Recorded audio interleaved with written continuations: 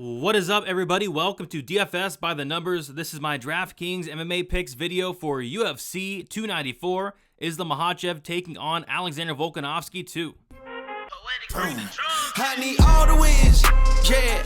Harder than all of this. You better move, you might get knocked out. Knocked out. You better move, you might get knocked out. Knocked out. You better move, you might get knocked out. Knocked out. And we are back for another DraftKings MMA picks video. This week we are breaking down a pay-per-view card in UFC 294. As of now, we do have 13 fights. I'm hoping all 13 stay on because it's a very good card. Really looking forward to this main card, especially, most notably this main event. Islam Makhachev, Alexander Volkanovski 2, and then the co-main event is going to be awesome. Khamzat Chimaev going against Kamaru Usman. So really looking forward to the card.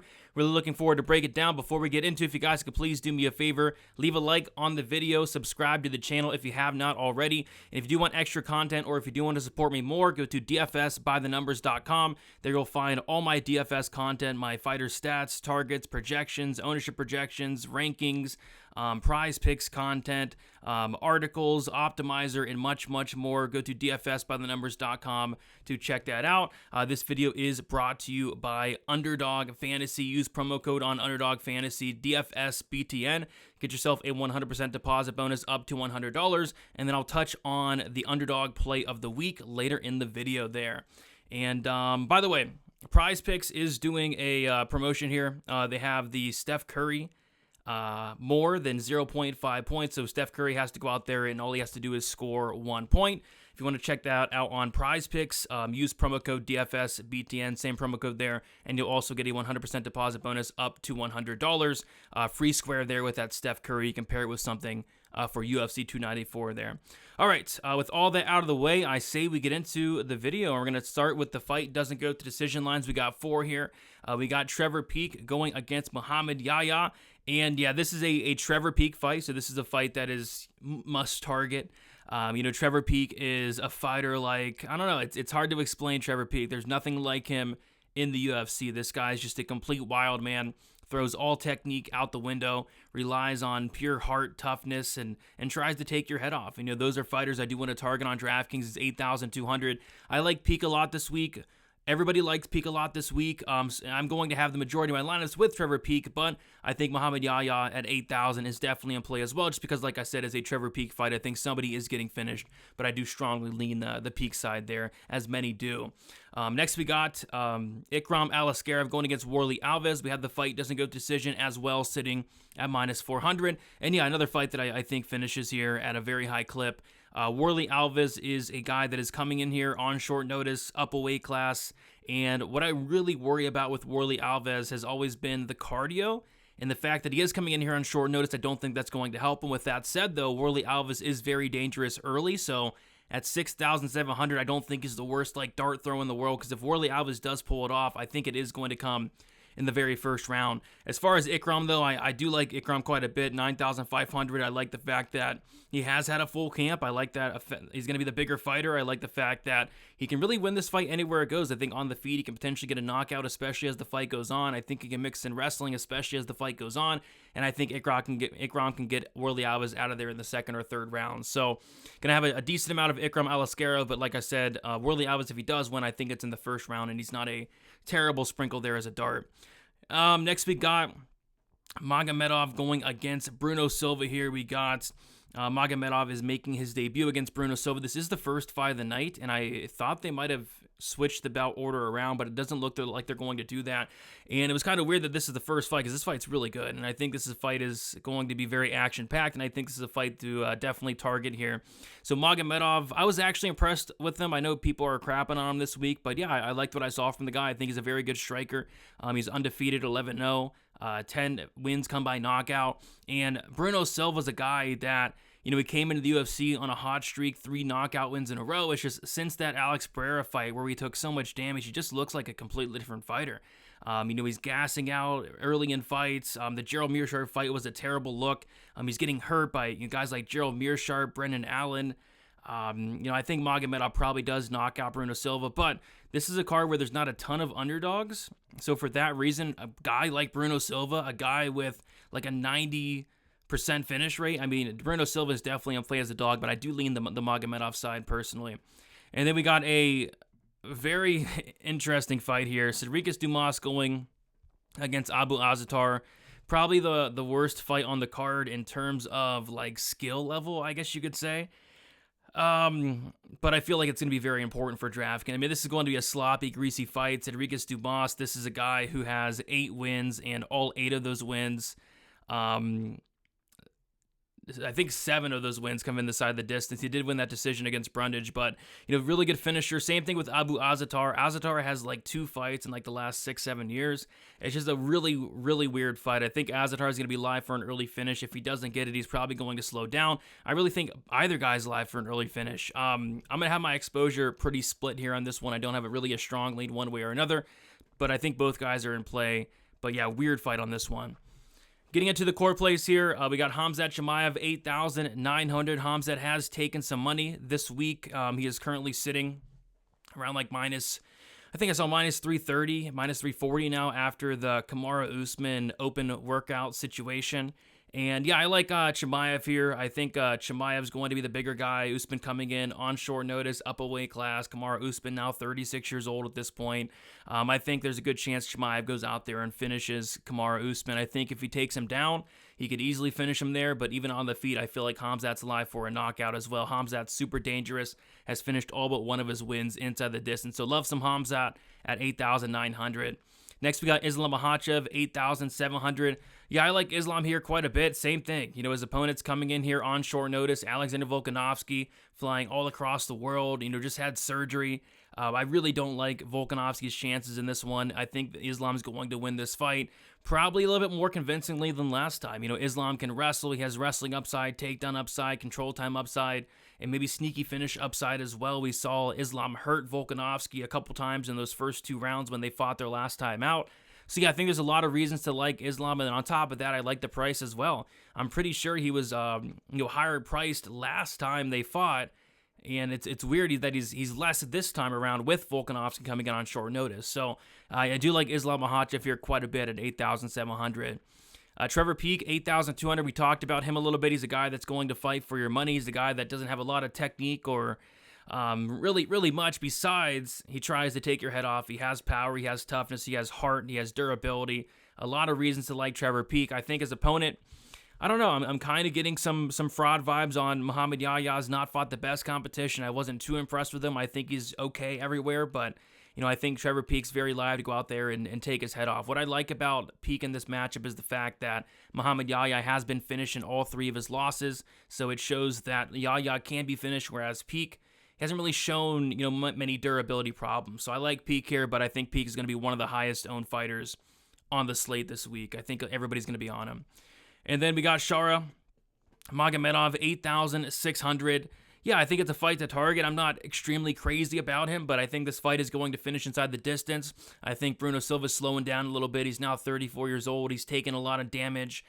He's getting hurt in pretty much all of his fights recently, and Magomedov hits and kicks especially very, very hard. So I think Magomedov's gonna have the better gas tank here. I think if this fight does get extended, it does favor him, and I think somebody's getting served here. I do lean the Magomedov side to do the serving. Moving on to the GPP plays, we got Ikram Alaskarov at 9,500. We touched on him a little bit. Another short notice replacement, and I think Ikram's the biggest favorite on the card at this point. I think I saw him at like minus 625, minus 650. And yeah, I think Warlley Alves is going to maybe have some success early on. Maybe I think for Warlley Alves to win, he's going to have to get a first round finish. But if this fight does reach the second round, it's all Ikram Alaskarov from there on out. Warlley Alves has been finished 3 times in the UFC. All 3 come in the second round. I think if Alaskarov can get this to the second, take this fight into deep waters, I think he could finish Alves down the stretch there. So I like Ikram Alaskarov, 9,500. I think he has some solid finishing upside here. Victoria Dudakova at 9,200. Yeah, I think Dudakova is a fighter that's going to be one of the lower owned fighters up in this stacked 9K range. I mean, this 9K range is stacked in high 8K range, especially with Chimaev and Islam.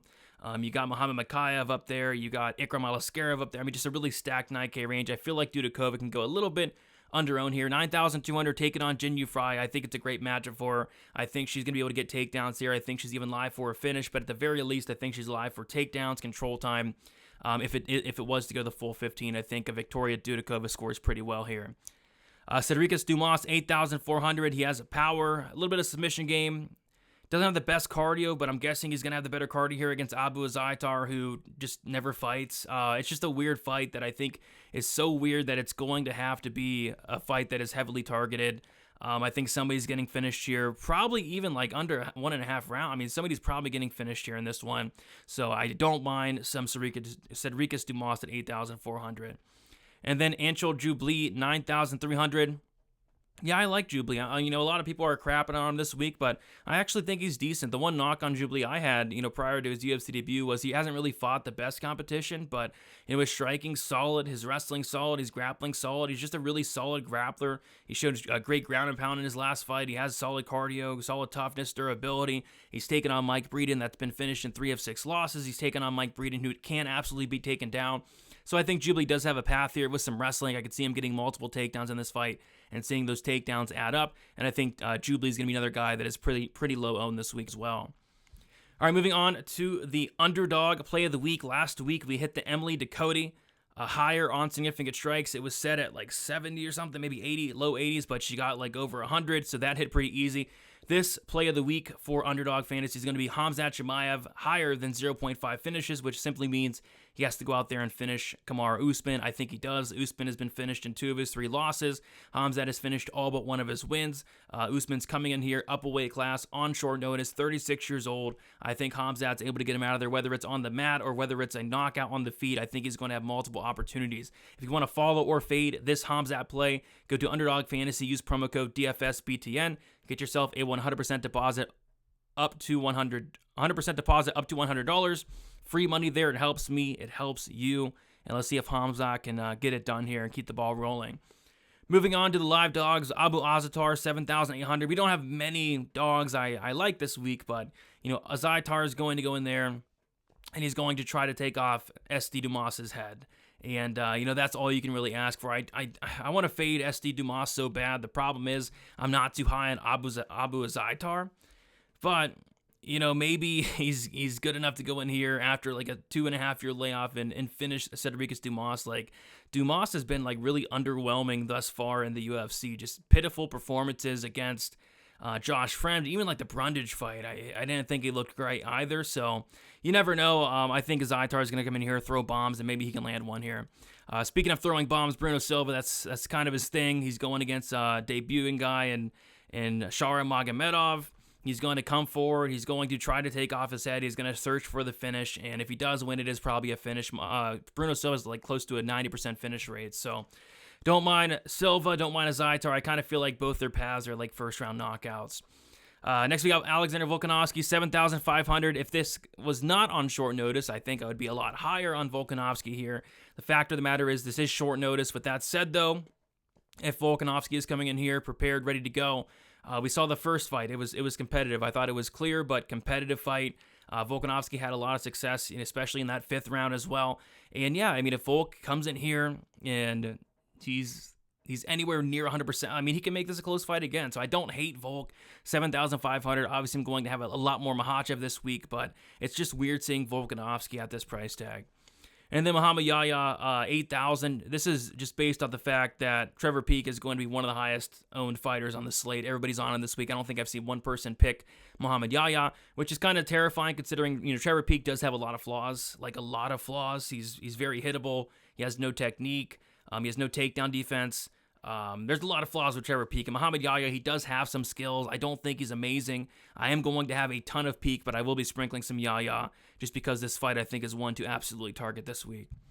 Moving on to some pump plays, Johnny Walker, 7,200. I guess it all depends what Johnny Walker shows up. Is it going to be the Johnny Walker that is very wild, explosive, looking for the early finish? Or is it going to be the more, calm, composed Johnny Walker, not doing a ton, point fighting Johnny Walker? If we get the calm, composed Walker, he's going to score terribly. If we do get a wild, exciting Johnny Walker, maybe he's live for that first round finish. So I will have some Walker sprinkled. I'm not high on this fight in general, but if we get wild Johnny Walker, he's going to be very live for an early finish. And then Tim Elliott, 6,600. For a fight that, a lot of money is coming on Tim Elliott throughout the week. I mean, this is going to be a big step up in competition for Muhammad Makhachev, and I'm curious to see how he approaches this fight, how he does in this fight. You know, Mikhaev just came off of a major injury, coming back like after 6-7 months, you know, since his injury in his fight against what's his face, Filio. So yeah, we're gonna have to see how he approaches this step up in competition. Maybe it's close. I kind of do lean Mikhaev going out there and subbing him at some point. But if Elliott's able to keep this upright, or you know, win some of these scrambles, you know, maybe it can be a lot closer than these salaries do indicate. Because you know, 6,600 is kind of crazy for Tim Elliott there. And then fades Magomed Ankalaev. I mean, I'm fading Ankalaev just because he doesn't do anything. I mean, this guy is probably the most boring fighter in the UFC. He's an incredible talent. He really is, but he just doesn't do anything. Maybe he can go out there and knock out a chinny Johnny Walker in the first round, but that would have to be the thing. I mean, he doesn't do much. He doesn't throw anything on the feet. Maybe he can wrestle, but if he does wrestle, he's probably not throwing any ground and pound. It's a pretty easy fade for me, Magomed Ankalaev. But yeah, there you guys have it. Those are the DraftKings picks for this week. Should be a fun slate. Lots of plays sticking out this week. Should be a fun one. I'm hoping all 13 fights stay on. I just made my lineups today, which it never works out because we always lose a fight. But I'm hoping these fights stay on. I'm really looking forward to it. Leave a like on your way out. Subscribe to the channel. On your way out, check out Underdog Fantasy. Use that promo code DFSBTN. Same promo code there for Prize Picks as well, DFSBTN. And then also check out DFSbythenumbers.com. All content is out for the week. The stats, targets, projections, ownership projections, rankings, optimizer. Working on the DFS article now. That should be out either tonight or tomorrow. But yeah, guys, best of luck for UFC 294, and we'll talk to you soon. See ya.